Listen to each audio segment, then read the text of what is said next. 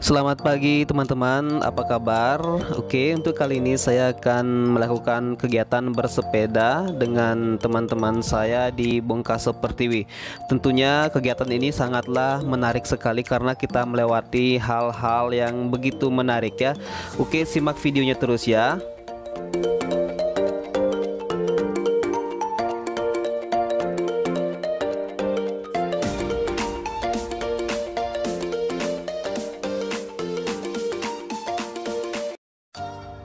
Baiklah teman-teman semua, sebelum kita melakukan kegiatan bersepeda, kita harus melaksanakan dulu protokol kesehatan seperti mencuci tangan, memakai masker, dan jangan lupa untuk menggunakan hand sanitizer.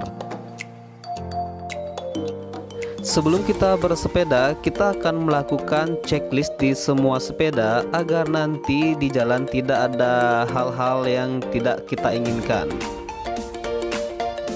Setelah semua peralatan lengkap, kita akan diantarkan ke sebuah tempat wisata, yaitu lokasinya di Petang. Namanya itu adalah Kembengan Sari atau Taman Rekreasi Kembengan Sari.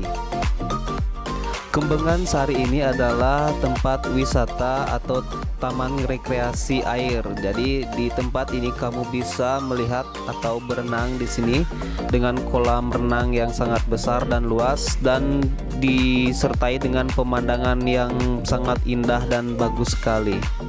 Jadi kita akan mulai bersepeda dari tempat ini, tapi sebelumnya kita dengarkan dulu pengarahan guide kita.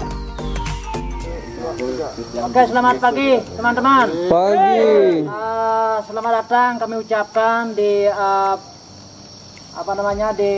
Bongkaso Pertiwi Cycling Tournya. Terima kasih untuk bisa joinan di cyclingnya kami. Nah, perjalanan untuk kali ini akan mengambil waktu kurang lebih 2,5 jam dari start sampai di finish. Nah, sebelum memulai perjalanan ini, karena situasi COVID-19, pertama kami meyakinkan untuk kita semua pakai hand sanitizer-nya sebelum kita berangkat. Nanti sebelum kita berangkat, saya akan menjelaskan sistem yang ada di sepeda yang kami punya. Untuk mengikuti protokol kesehatan, biar yakin sepeda yang kita pakai bebas dari bakteri-bakteri. Pertama, kami akan menyemprotkan semua sepeda dengan disinfektan.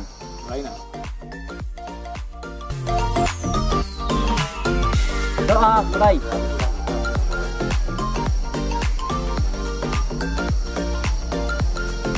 Oke, doa selesai. Setelah beberapa menit kita menggayung sepeda, tibalah kita di sebuah monumen, yaitu Monumen I Gusti Ngurah Rai. Jadi Monumen I Gusti Ngurah Rai ini lokasinya berada di Desa Petang juga. Jadi tempat ini adalah salah satu tempat bersejarah di Kabupaten Badung.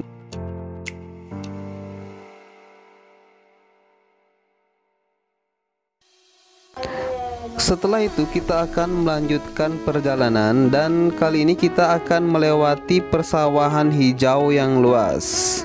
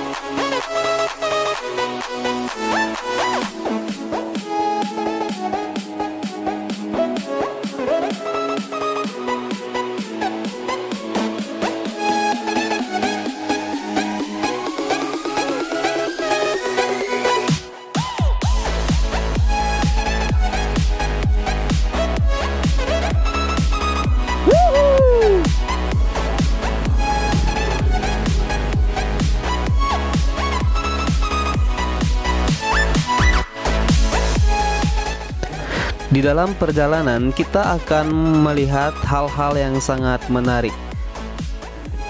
Dan di sebelah kiri saya melihat seorang bapak yang sedang menganggon bebeknya, dan bebek ini akan digiring ke suatu tempat untuk mencari makan.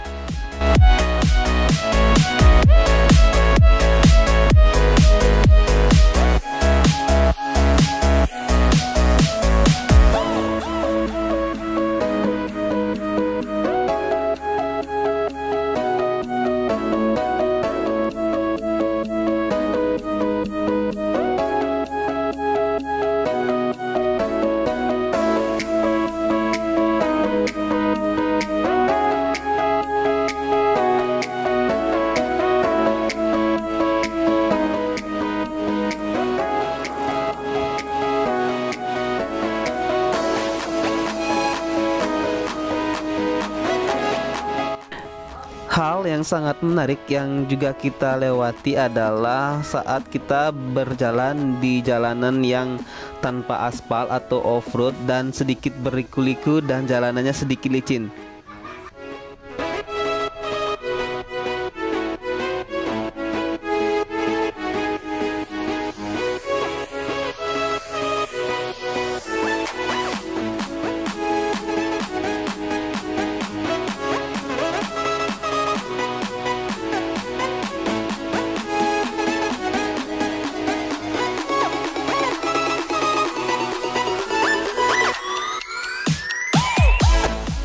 Saya sangat merasa beruntung sekali karena saat ini adalah musim panen. Jadi saya bisa melihat para petani yang sedang memanen padinya.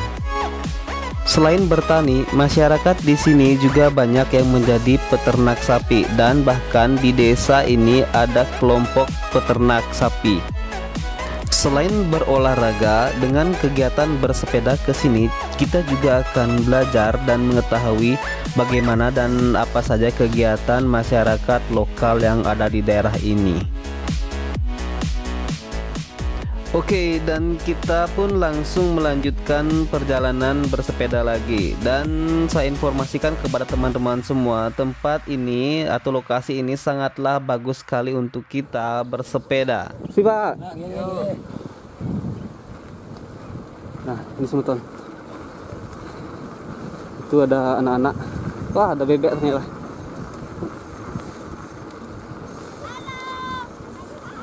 Halo, Adik. Halo. Good morning tomorrow.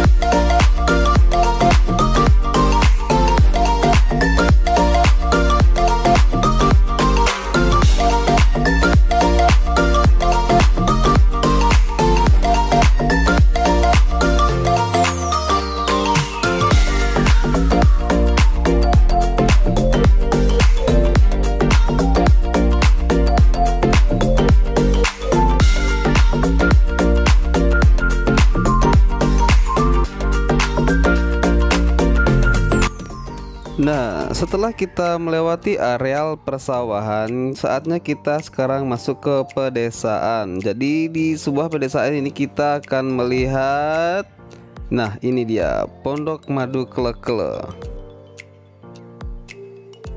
Oke, biar kita nggak penasaran, mari kita masuk dan melihat bagaimana sih untuk Pondok Madu Klekle ini. Yuk kita masuk. Seperti biasa, kita cuci tangan dulu yuk, biar bersih. Jadi, di tempat ini kita bisa melihat budidaya klekle. Klekle itu sendiri adalah jenis lebah yang bisa menghasilkan madu, dan rasa madunya itu sedikit kecut dan sedikit asam rasanya. Namun khasiatnya sama persis seperti madu lebah biasa, bahkan kata orang lebih bagus. Sarang dari kle-kle ini adalah berada di dalam kayu ini sendiri, dan bahkan kayu ini khusus didatangkan dari daerah Kalimantan dan Sumatera.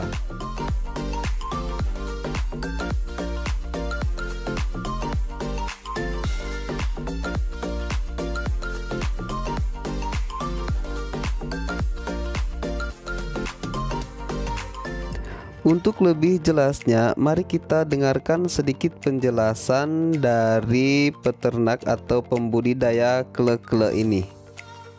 Kalau dari khasiatnya sama, karena faktor makanan vegetasinya juga sama, dan proses panennya beda.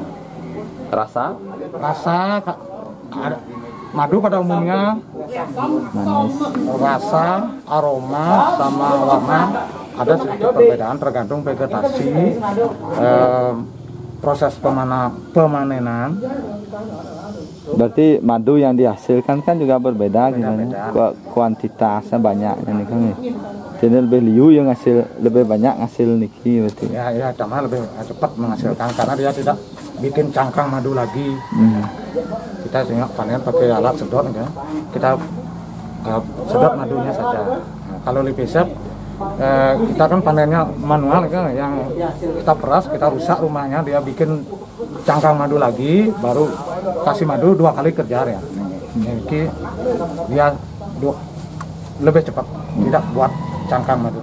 Ini dia bertelur di sini. Itu bisa lihat. Madunya dia akan naik, bikin madu.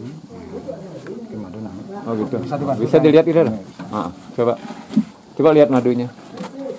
Ini dulu ada madu yang nikah atau ada madu Pak? Bisa dipotong kan nanti. Oh sudah ada. Ini dia sudah produksi tempat cangkang madu. Nah, berasal dari propolis, ini terbuat dari propolis atau getah atau resin. Nah, yang terbuka ini nanti akan diisi madu. Setelah terisi madu akan tertutup sendirinya. Dan nanti itu yang kita panen dengan sedotan atau mesin vakum. Ini terima kasih atas kunjungannya Niki. Sukses bersama Niki. Mari maju bersama madu. Nah, mari maju bersama madu. Tapi jangan memadu ya. Ya, tapi memadu cinta boleh. Oke. Nah, inilah contoh madu yang sudah dikemas di dalam botol 100 ml. Dan keberuntungan kita juga, kita diberikan kesempatan untuk mencoba bagaimana merasa madu itu sendiri.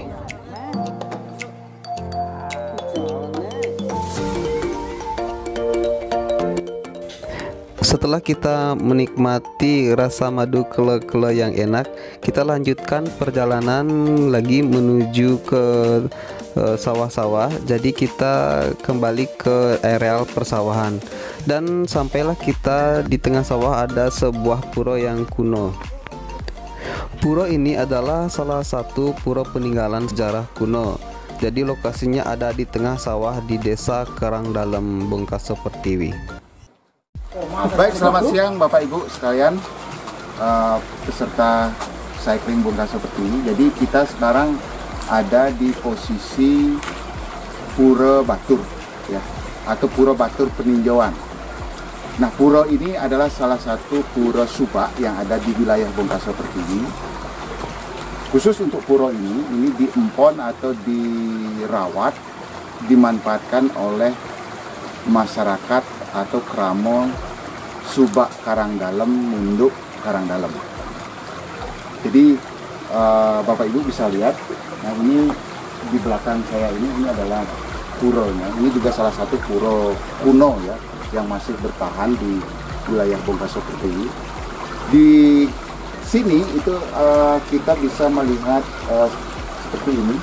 Bapak Ibu bisa lihat itu ada Linggayoni. Linggayoni ini adalah sarana pemujaan leluhur kita, memuja Tuhan Yang Maha Esa sebagai pemberi kemakmuran.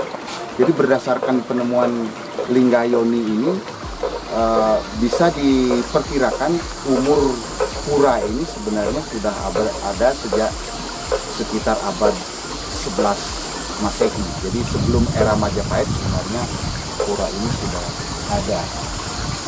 Jadi bisa dibayangkan komunitas atau masyarakat di sini sebenarnya sudah ada sejak saat itu. Jadi ini pura ini memang difungsikan untuk memuja Tuhan sebagai pemberi kemakmuran, khususnya untuk areal pertanian yang ada di wilayah Bongkasopertiwi. Jadi itu yang tentang pura ini.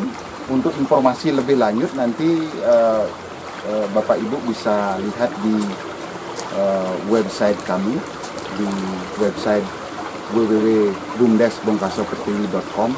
Di situ dinarasikan, dijelaskan lebih rinci tentang pura ini. Setelah kita melewati pura kuno, kita lanjutkan perjalanan dan kita melewati areal permainan pinball. Jika kalian suka dengan pinball, kalian bisa langsung main ke Bongkasopertiwi.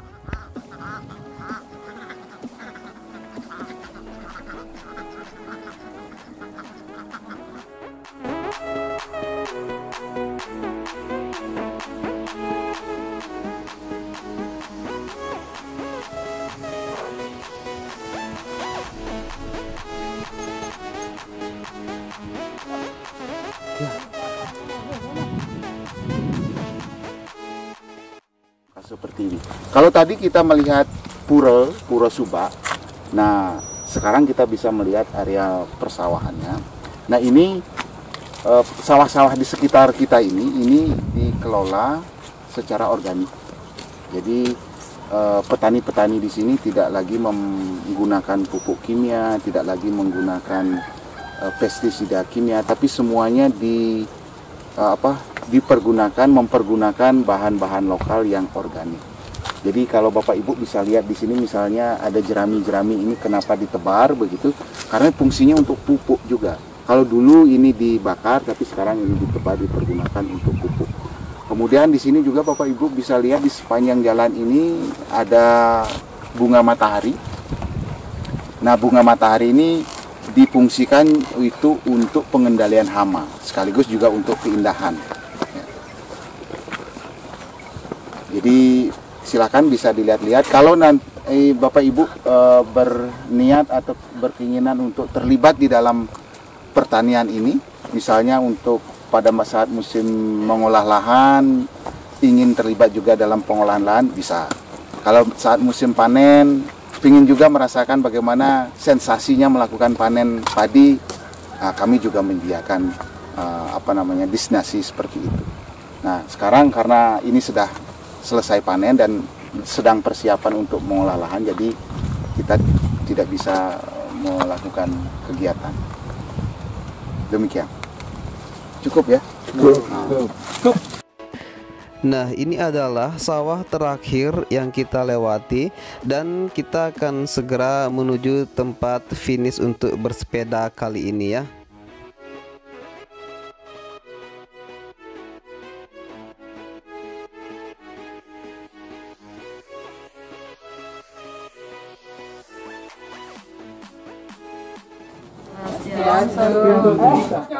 Om Swastiastu, kita disambut makanan enak.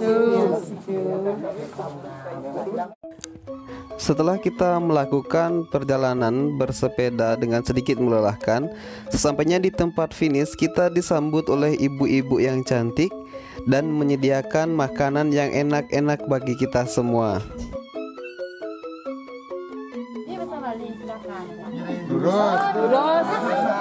Durusan sambal mentah sambal tapi itu balenya Nah, di depan saya sudah disediakan lawar paye, lawar nangke mix dengan buah kacang, dan di situ juga ada sambal gerang, betutu ayam, dan ini jukut ares ya. Terus sudah disediakan juga sate, dekatnya itu dari serai, dan juga ada pesan kelengis. Setelah kamu menikmati santapan yang enak, kamu bisa berkeliling di rumah ini dan Ternyata di rumah ini ada pengrajin perak yang sedang mengerjakan perak ya.